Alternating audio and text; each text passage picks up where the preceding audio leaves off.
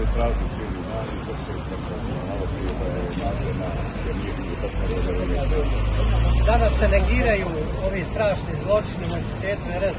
Kako ste vi intimno osjećate posle toliko godina? Zaboli vas to? Evo, moramo govoriti o ono što se... Kako da ne, to zaboli, to su nevine žrtve, a oni veličaju ratne zločince i to se pokazalo i samo smrću i načinu koji su bili juče obilježeni utrljeni. Da je Bog da je živio 100 godina, pa da se napati onoliko koliko je trebalo da se napati. Vaša sestra je ovdje na ovog spomenu obilježju. Ipak, eto, posjećat ćemo se dok smo živi svega što se desilo. Pošaljite poruku mladima da se sjećaju. Mnogi nisu naravno rođeni, ali nek znaju šta su bile marke.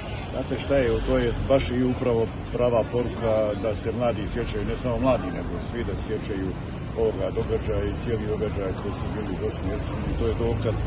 Bitno je da su presude zvanične i da se ne mogu prisati i da ostaje ono što su uradili stanovništvu svih gradova, pa između ostalog i Sarajeva. Hvala vam, gospodine.